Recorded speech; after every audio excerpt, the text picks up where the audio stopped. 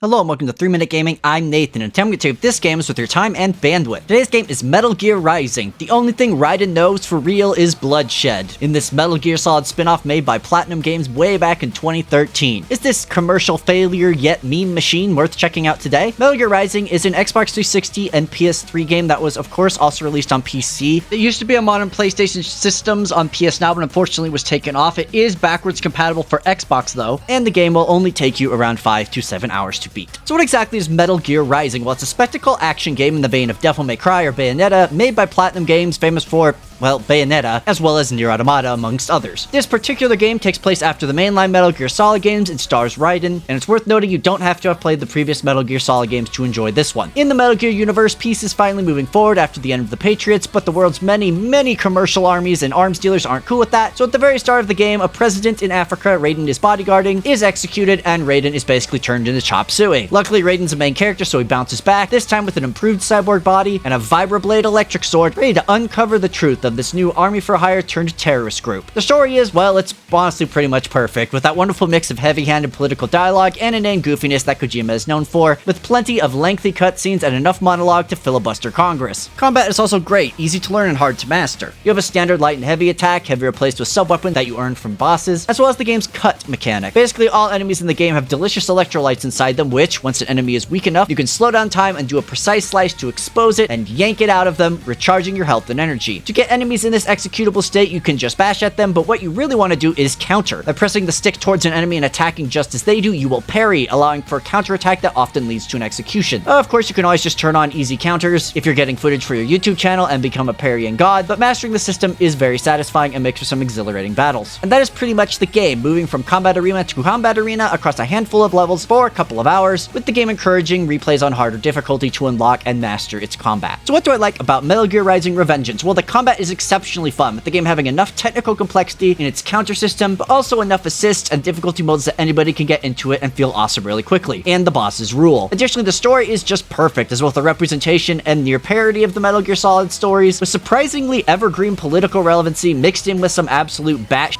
absurd Kojima-isms that make it endlessly entertaining. And lastly, this game's soundtrack is god-tier pairing with the tone and content of this game. Its goofy-ass lyrics and heavy riffs are just perfect, and each one is a straight-up banger. When it comes to the bad, the cut mechanic does feel pretty half-baked, with it usually ending up just being a borderline QTE to regen health at the end of fights, though slicing up dudes is still pretty cool. Additionally, some cutscenes do go on way too long and hurt the pace of the gameplay and the story, even if a lot of them are comedy gold. And lastly, the game is really short, with some levels basically just being boss fights and not much else. Considering this game's combat system, I would have liked to see more out of it. As you know, I rate games here on a 3-point scale. Must play, maybe consider, don't bother. Metal Gear Rising is definitely a must play and absolutely a hidden gem. I swear every 5-ish years people rediscover this game and realize it's perfect for memeing, something that the game itself recognizes in the game's text, which just proves Kojima is an actual prophet. But honestly, this is probably the best example of a cult classic within video games. While it was overlooked on release by a lot of people, and originally Kojima said it didn't match his quote vision, for me, Metal Gear Rising is my favorite Metal Gear game, not just because of how fun and funny it is, but how honest it is about the franchise it's in. Metal Gear was always a heavy-handed political commentary mixed with insane goofy tonal shifts into comedy, and Rising, in my opinion, masters this. It's absolutely incredible. If you have any affinity for spectacle fighters or gaming in general, you should definitely check this one out. That's all I have for you today. Thank you so much for watching. If you played Metal Gear Rising, let me know in the comments. But regardless, you should definitely go out there and play the hell out of Metal Gear Rising.